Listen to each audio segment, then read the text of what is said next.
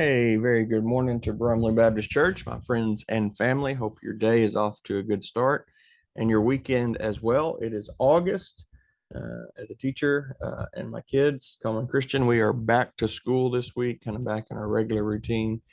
Feels like fall, even though the weather certainly doesn't feel like fall, but we're going to keep rocking along here in our study of, First and Second Kings. Today we're in Second Kings chapter 12 verses 4 through 16.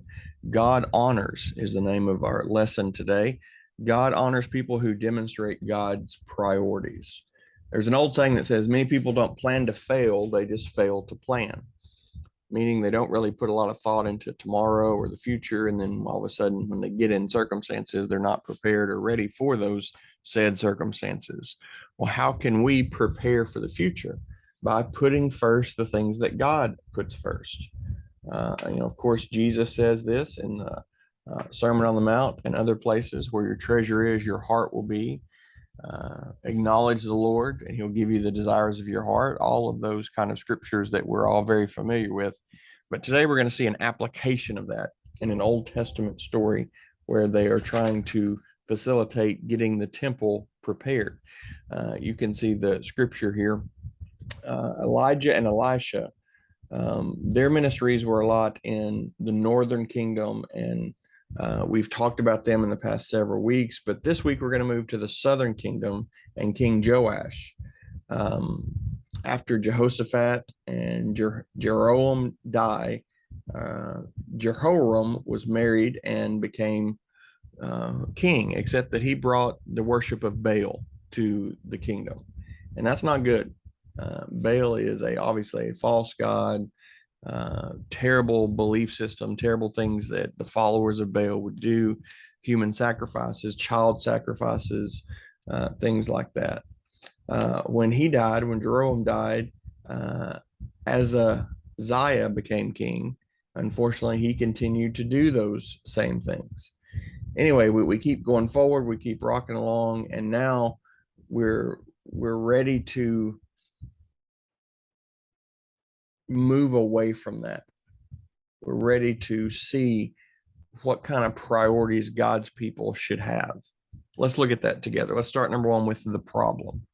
Then Joash said to the priest, all the dedicated silver brought to the Lord's temple, census silver, silver from vows, and all silver voluntarily given for the Lord's temple, each priest is to take from his assessor and repair whatever damage is found in the temple. But by the 23rd year of the reign of the king of Joash, the priest had not repaired the damage to the temple. So King Joash called the priest Jehoiada and the other priest and asked, why haven't you repaired the temple's damage? Since you haven't, don't take any silver from your assessors. Instead, hand it over for the repair of the temple. So the priests agreed that they would receive no silver from the people and would not be the ones to repair the temple's damage. Joash, who is also called Jehoash, saw the temple needed repair. In Second Chronicles chapter 24 and verse 4, it says that he took it to heart to renovate the Lord's temple. At this point, the temple is anywhere between 125 and 150 years old, and it's just showing wear and tear. As something is used, if you have any building that's around for more than 100 years, it's going to need, some repair and some updating and some freshening up for sure. And so that's where we're at. So Joash tells the priest to take all the dedicated silver the people brought and repair the damage. The dedicated silver that he talks about came from three sources. One was the census silver, or when you were counted, you paid a tax and it went to keep the temple and pay the temple workers. It's a one-time contribution from Exodus 30, but it had kind of morphed into an annual tax after Solomon had built this beautiful temple. Second was the silver from vows. If people make a vow to God or promise to give to the Lord, that's where this silver would come from. And the third was the silver given just from voluntary offerings. If you had something you wanted to give it to the Lord freely under no obligation, you could do that. Each priest had an assessor who was kind of the go-between the money part and the priestly part. That way the priest couldn't be accused of directly taking God's money and that sort of thing. Kind of a safeguard measure put in there. During this gathering and take the silver and repair the temple, Joash runs into the problem that they didn't do it. For whatever reason, the priest didn't get the silver and didn't repair the temple. Um, we're not exactly sure why, if they were just preoccupied with other things, whatever. They shouldn't have been, because they're focused. They were full-time temple staff. They should have been their one and only focus. And so he basically takes that from them and says, if you're not going to do it, then I'm going to get someone who will. Rebuilding the temple is important to me. Freshening the temple and making it what it's supposed to be is important to me. And so I'm going to take this job from you, and I'm going to basically do it myself. And so that's what we find with the problem. Here's the solution. Then the priest Jehoiada took a chest, bored a hole in its lid, and set it beside the altar on the right side as one enters the Lord's temple. The priest who guarded the threshold put into the chest all the silver that was brought to the Lord's temple. Whenever they saw there was a large amount of silver in the chest, the king's secretary and the high priest would go bag up and tally the silver found in the temple. Then they would give the weighted silver to those doing the work, those who oversaw the Lord's temple. They in turn would pay it out to those working on the Lord's temple, the carpenters, the builders, the masons, the stonecutters, and would use it to buy timber and quarried stone to repair the damage to the Lord's temple and for all the expenses for the temple repairs. Joash, working with the high priest at that time, or the priest at that time, developed a new plan. He said, we're going to do this, and we're also going to create jobs. It almost sounds like a political statement, but I promise you it's really not. It's just an urgency to get God's temple back to how it should look. Normally, the king didn't care much about the temple. Normally, the king did the king stuff, and the priest took care of the temple. But Joash was interested in God's priorities. And so that's what makes it pretty cool to see him do that. If I wanted to give you 2 words, and your book does this on page 95, the first one is accountability.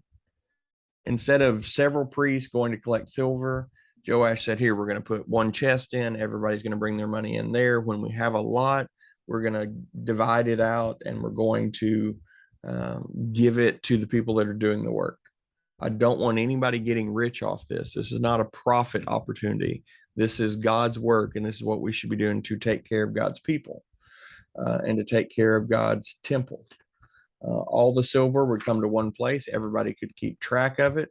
Everybody would know what would be going on. Okay, so accountability would be the first word. The second would be abundance.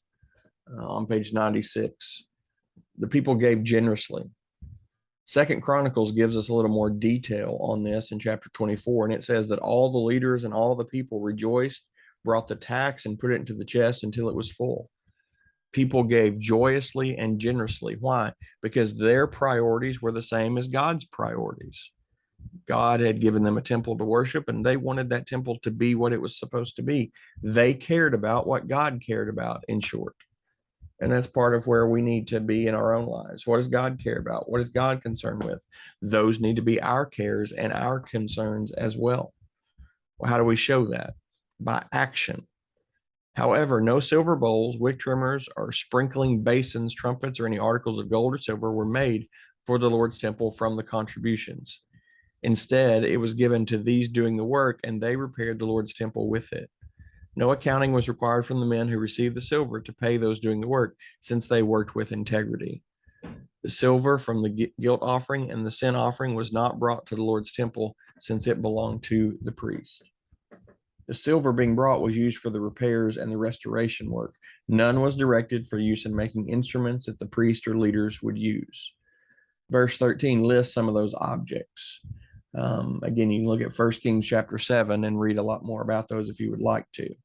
While the writer would specify that none of the worship implements came from the contributions, because he wanted to show integrity. We weren't robbing from Peter to pay Paul. We were simply doing the work with integrity. We were using the money that was given to us. We were transparent in the giving and the reception of the money. Now, this may be a little bit of a stretch, but this is why we have business meeting. This is why we have more than one person that puts the offering in the bank, or that counts the offering at Brumley, or takes care of those things. Why?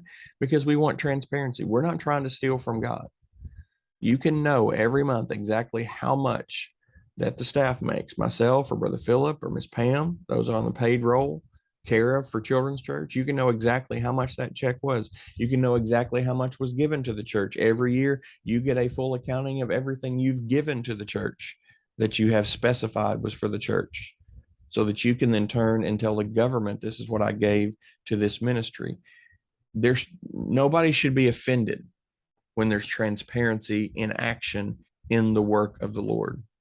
None of us are here to get rich. We're here to make a living and to serve and honor the Lord. And that leads to this first point. Leaders are accountable for their actions, both to God and to others. God needs to be obviously aware, and is always aware of what I'm doing. And I need other people to do that as well, to help keep me honest as the minister of the Lord in this particular story. Or any of us, if we say we're going to do something for the Lord, we simply do that. And honesty and integrity are things that Christians should have. Working at Conway Christian is a great thing, because I know, as much as I can know, that my other faculty and staff members are believers, and we all have integrity. And so I can trust and have safety in that, in those relationships. Another good thing about church, going and being part of the body of Christ, other people with integrity. Now, having said that, at Conway Christian or at churches, sometimes there are non-believers that obviously find their way in there. And sometimes when they show themselves, it can be very hurtful, because you expect integrity from everyone, but that's not always the case. But just each one of us need to strive to have integrity. God expects his people to take care of their financial obligations. If we say we're going to do something, we need to be able to do it. And if you're not sure if you can do it, then don't say you can. Okay. Simple as that. And I know life happens. Sometimes stuff gets in the way, but when you make certain that you're going to do something for the Lord, you need to follow through with it. This is not a lesson about tithing or any of those things, but I will just tell you, as a family, you need to know that your pastor is committed to giving to the ministry. We give back to Brumley 10% or more of our income. Why? Because we believe that's a biblical concept. And we want to help take care of promoting and supporting Brumley, not by just working there, but by giving to the ministry. A believer's integrity in business can further the case for God's kingdom. When we deal with people as business people, we need to have high levels of integrity, because we represent not just ourselves, but Jesus Christ. Next week, God judges. God holds people accountable for their sin. We'll still be in 2 Kings. We'll move over to chapter 17, verses 7 through 20. And I hope that you can be with me right here for that on Facebook and YouTube. On the 14th, we'll probably post that on the 13th next week, but you can see we're rapidly finishing up our series of 1st and 2nd Kings. We started way back in June, and as August ends, we'll also end our series and jump into the next thing that's coming very soon. I'm really excited about that. I'm going to wait and talk about it later in the upcoming weeks, but I'm looking forward to our next study as well. We'd always love to see you at 10 a.m. on Sunday mornings or 6 p.m. on Wednesday nights as we gather together. Have a good and godly day, and until I see you, go serve your King. Brumley, have a wonderful week. We love you. God bless you.